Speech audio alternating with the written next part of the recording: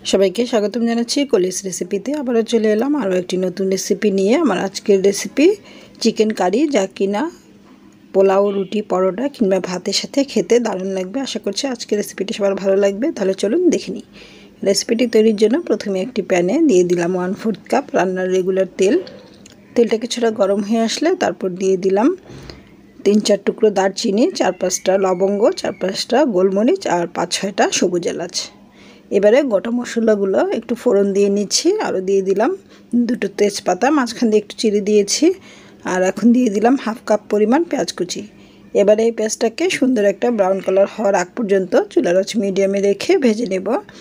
আর পেঁয়াজটা একটু brown colour হয়ে আসলে কারির রঙটা কিন্তু সুন্দর হবে, সেটা অবশ্যই খেয়াল রাখতে হবে, পেঁয়াজটা যেন পুড়ে না যায়। পেঁয়াজটা যখন ব্রাউন কালার চলে আসবে তখন এর মধ্যে দিয়ে দিচ্ছি চিকেন।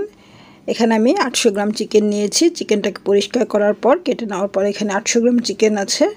আর চিকেনটাকে রেগুলার কাটে কেটে ভালো করে ধুয়ে পরিষ্কার করে পানি ঝরিয়ে নিয়েছি। এবারে পেঁয়াজের সাথে চিকেনটাকে প্রায় 2 থেকে 3 মিনিটের মতো একটু ভেজে নেব। এতে করে চিকেনের মধ্যে যে একটা স্মেল থাকে রান্নার পর, সেই স্মেলটা থাকবে না। আর চিকেন কারির স্বাদটাও কিন্তু বেড়ে যাবে। এবারে এর মধ্যে দিয়ে দিলাম 1.5 টেবিল চামচ আদা রসুন একসাথে পেস্ট করা।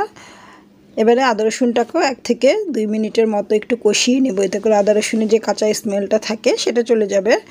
ভালো করে চিকেনের সাথে আদা রসুনটা কষানো হয়ে গেলে একে একে বাকি মশলাগুলো অ্যাড করে দেব। প্রথমে দিয়ে দিচ্ছি 1.5 চা চামচ হলুদ গুঁড়া, 1.5 চা চামচ লাল মরিচের গুঁড়া, 2 চা চামচ ধনিয়ার গুঁড়া। এখানে ঝালটা আপনারা আপনাদের স্বাদ অনুযায়ী কমিয়ে কিংবা বাড়িয়ে অ্যাডজাস্ট করে নিতে পারেন। আরও দিয়ে দিলাম স্বাদ অনুযায়ী লবণ। এবারে এই মশলাগুলোকে চিকেনের সাথে ভালো করে মিক্সড করে নেব। আর মশলাটা যেন পুড়ে না যায় সেজন্য সামান্য একটু পানি দিয়ে দিলাম। পানি দিয়ে এবার মশলাগুলোকে একসাথে খুব ভালো করে মিক্সড করে নিচ্ছি। মশলাটা ভালো করে মিক্সড করে নেব। আর চুলার আঁচটা মিডিয়ামে রেখে চিকেনের সাথে মশলাটাকে কষিয়ে নিতে হবে, যাতে করে মশলার কোনো স্মেল না থাকে। আর চিকেন কারির স্বাদটা কিন্তু চিকেনটা কষানোর উপরেই নির্ভর করে। চিকেনটাকে যত ভালো করে কষাবো চিকেন কারির স্বাদটা কিন্তু ততটাই ভালো হবে। আর মশলাটা কষাতে কষাতে আরও দিয়ে দিলাম 1.5 চা চামচ জিরা, একটু টেলে তারপর গুঁড়ো করে নিয়েছি। আপনারা চাইলে কাঁচা জিরা বাটাটাও এখানে ব্যবহার করতে পারেন। এবারে সমস্ত মশলা চিকেনের সাথে প্রায় 4 থেকে 5 মিনিটের মতো একটু কষিয়ে নেব। ঢাকনা দিয়ে কষিয়ে নিচ্ছি প্রায় 4-5 মিনিটের মতো। কষানোর পর দেখতেই পাচ্ছেন চমৎকার একটা কালার কিন্তু চিকেনের মধ্যে চলে এসেছে, আর সুন্দর একটা স্মেলও পাচ্ছি। খুব সহজে অল্প কিছু উপকরণে এই চিকেন কারিটা তৈরি করা যায়।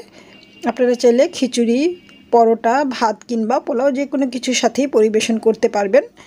আর চিকেনটা ভালো করে কষানো হয়ে গেলে এখন প্রায় 1.5 কাপের মতো পানি দিয়ে দিচ্ছি চিকেনটাকে সেদ্ধ করার জন্য। 1.5 কাপ পানি দিয়ে এবার চিকেনটা ঢেকে দিয়ে চুলার আঁচ একেবারে মিডিয়াম টু লোয়ের মাঝামাঝি রেখে এটাকে প্রায় 20 মিনিটের মতো রান্না করে নিয়েছি। বা চিকেনটা সেদ্ধ হতে যতটুকু সময় লাগে সেই অনুযায়ী রান্না করতে হবে। আপনারা যদি এখানে হাড় চিকেনটা ব্যবহার করেন সেক্ষেত্রে কিন্তু চিকেনটা সেদ্ধ হতে একটু বেশি সময় লাগবে। এবারে দিচ্ছি 2 চা চামচ পাঁচফোড়ন। আর পাঁচফোড়নটাকে একটু তেলে গুঁড়ো করে নিয়েছি।